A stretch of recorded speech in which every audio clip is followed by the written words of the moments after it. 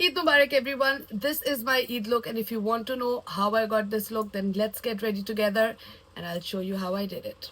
Hi guys and Eid Mubarak. It's Buddy Eid today. I'm in New York and obviously I'm not doing anything. Even if I'm not doing anything and I'm not going to a lunch or my family's not here, doesn't mean that I don't get dressed up because I still have to keep the spirit of Eid alive. So I thought I would dye my hair, I would take out a new outfit and I would get ready with you guys and have a chat. After moving is when you realize that we take so many things for granted when we're in Pakistan. The spirit of Eid is all around you. Everyone is celebrating, everybody is out, everybody's making clothes, everybody's going out to buy chorian. So whether you celebrate in a big way or small, you end up becoming part of the celebrations. And after moving, I realized that we take all of that for granted. We also take being close to our family for granted. We definitely take all the food for granted. We take all the essence of Eid for granted. And we definitely take for granted that our children, they're learning so much about your religion and your culture. Just the excitement of getting up in the morning, excitement of getting dressed, excitement of your family visiting, excitement of the qurbani,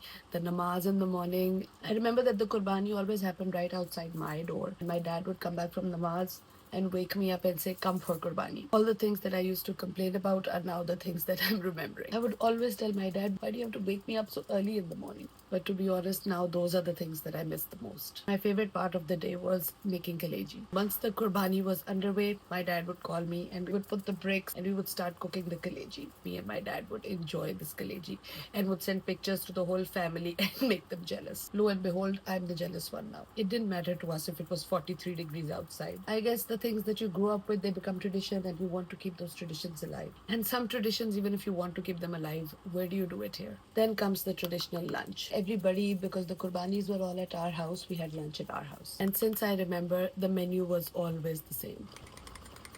There was kaleji, of course, and there was gosht ka salan, and then there was gosht palau. Every year since I was younger, every year I loved it. The funny thing is we didn't even want anything else. Why would we change that? I mean, imagine going to a Badi Eid ka lunch and finding pasta there. Who wants that? Apart from just the food, we had another tradition in our home. So we had a very big lawn in our house. And in that lawn, we had a lamppost. And that lamppost has been there since I was born. So definitely 45 years or more. All us girl cousins would gather around that pole and take pictures, especially me and this other cousin of mine.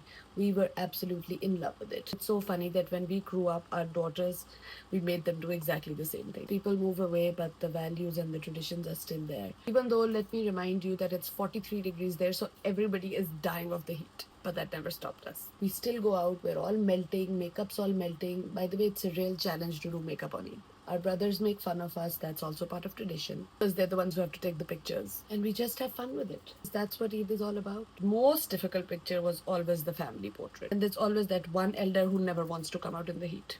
So one cousin of mine was on outside duty and she prepared everybody and my duty was to go and get the elder. It was one hysteria after the other. They were screaming, they were shouting, hot as anything, everybody trying to pretend that it's not hot. And of course, pictures are being clicked at 90 miles an hour. And then the family picture has to be taken like 10 times because somebody or the other's eye is closed. And this continues on until somebody screams, lunch is ready. I'm telling you, it's true what they say about Pakistani weddings. When the food opens, there's no looking back. The elders decide, okay, we've had enough of these pictures. The first thing, by the way, in our house to always get attacked was the kaleji. There was always a fight who's gonna get the most kaleji. And because I always got to eat and make the kaleji while the qurbani was happening, I was always told, you can't have any. And somehow, whether you had kaleji the rest of the year or not, it really didn't matter. On that day, kaleji was just the most special food. It was the caviar of the table. Of course, once lunch starts in my household, there was one conversation that always took over every other conversation,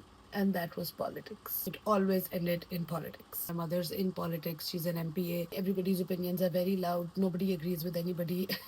And it was just one big fight. I don't think I've ever seen a time in my life where everybody agrees on the same party and the same rule. Then, of course, meetha is such a big part of my family. First, we'd bring out the meetha, then we'd stop my dad from eating the meetha. We all know it's bad for us, but we all also can't seem to give it up. No dinner is complete without meetha in our house. And to the teenagers are like, whatever, you guys are too old school, they would leave us. All the girls go out again for a round two of the pictures because now it's without the guys, so they can like take all the pictures in peace. As you know, we need 800 pictures to just take out two.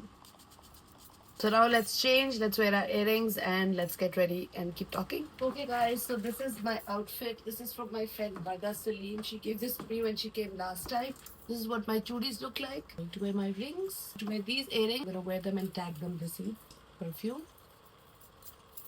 My Manolos. Fix the hair. And I'm ready.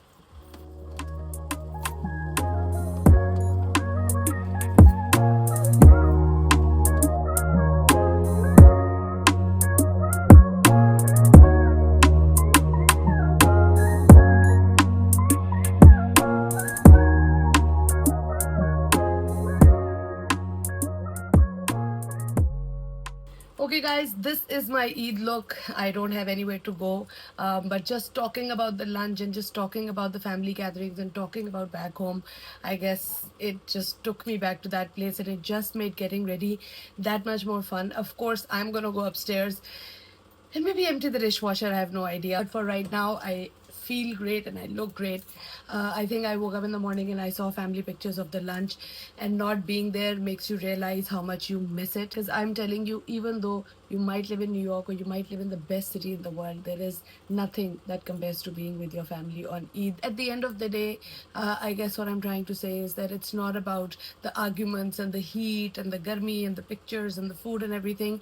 It's about being close to family, and that's what Eid is all about. And I think when we live in Pakistan, we do take that for granted. If you are with your families today, if you are back home with your parents today, then cherish these moments. At the end of the day, it's all about being together, being there as a family, eating together, talking together, and those are the moments to cherish. It's not the places, it's the people in our lives that matter. And until I can do Eid with my family again, I guess this is it for me. If you are somebody who's also far from your family, then you know exactly where I'm coming from and you know exactly what I'm talking about.